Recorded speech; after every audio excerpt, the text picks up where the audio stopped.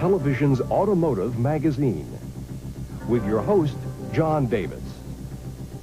Well, hello and welcome again to Motor Week 88. We're glad to have you with us. Every now and again, we update you on the progress of GM's reorganization. Well, here's the current news. The GM divisions are at last beginning to take on distinct and separate images. Cadillac is working hard to establish itself as the most prestigious and luxurious of the divisions. Cadillac wants people to once again think of its cars as a reward for years of hard work, indeed as the automotive component of the American dream. To that end, Cadillac has restyled their Eldorado for 1988 and changed a lot of little details. But is the Eldo changed enough to help Cadillac achieve its lofty goal?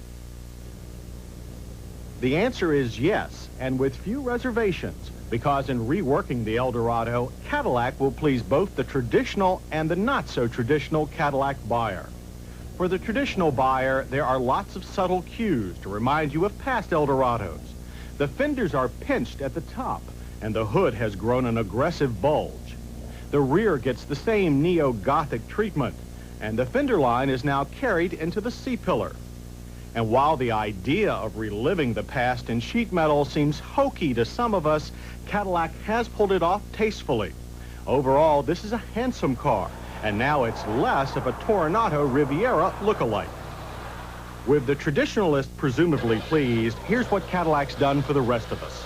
The aluminum V8 engine now packs 4.5 liters, opposed to 4.1 last year. Horsepower and torque are both up by about 18%. The numbers are healthy, 155 horsepower and 240 pound-feet of torque. In addition to more displacement, the engine gets lots of internal modifications to reduce friction and improve efficiency. There are also new exhaust and induction systems. Sharp eyes will notice the new valve covers, too. But what we really noticed is the extra power.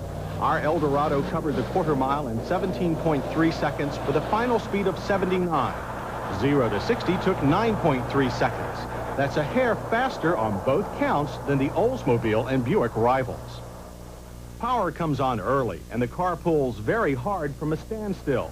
But even with all that torque, more than any other front drive make we know of, the steering wheel doesn't try to tear your hands away under hard acceleration. With the new engine, Cadillac has added the electronic torque management devices used in the Cadillac Elante. You might think the Eldo's extra power means 60s style fuel economy. Truth is, the EPA highway rating is down only 1 mile per gallon from last year. Ratings stand at 17 city, 24 highway. Our test mileage was 21. The engine's extra bang doesn't mean extra boom either. Interior sound was a low 64 decibels at 55. Other changes for the Eldorado include a revised optional touring suspension.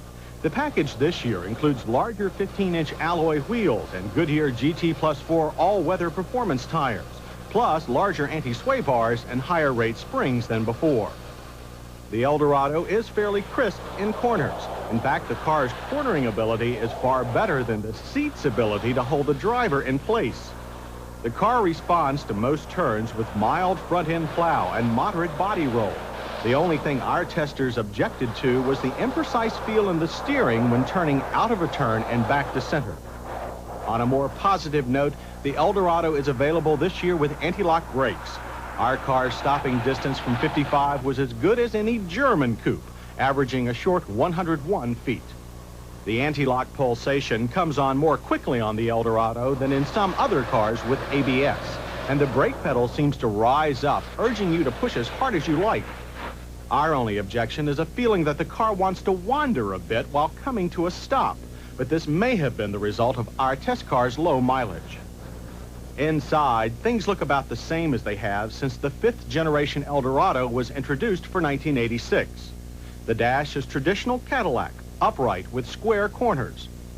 The horizontal striped upholstery is new this year, and it makes the seats look exactly like what they are, too flat. The driver does get standard 6-way power adjustment, and this year, for the first time, so does the front passenger. Maybe Cadillac will give us a couple of seat side bolsters next year. Still, anyone can find a comfortable driving position, even if you're not Cadillac's typical 53-year-old Eldorado buyer. All often used controls are within easy reach, but depending on the steering wheel position you've chosen, they are sometimes obscured. Instrumentation is digital electronic. It's big and easy to read, and we like the fuel gauge that reads in gallons, but we'd like to have other things to read up here. A multi-duty readout that covers other engine gauges, the trip computer, climate controls, and various system warnings is very informative, but it's too far down on the console for a quick glance or easy operation. Fortunately, the buttons for the standard automatic climate control are higher on the dash. Rear seat passengers get better treatment in the Eldorado this year.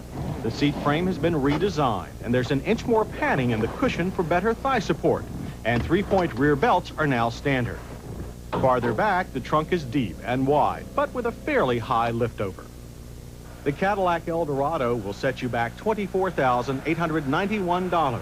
Add ABS and a touring suspension and our test car's other goodies, and the price comes to $28,526. The Cadillac Eldorado hits us just right with distinctive styling, improved acceleration, better rear seat comfort, and optional anti-lock brakes.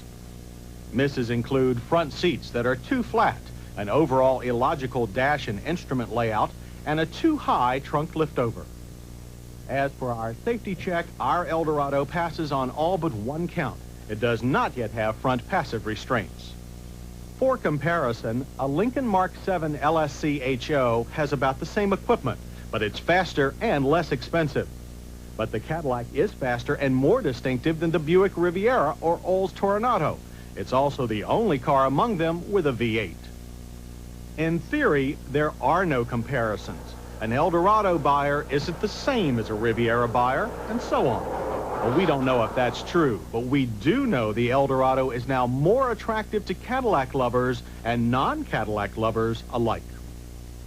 When buying a new car,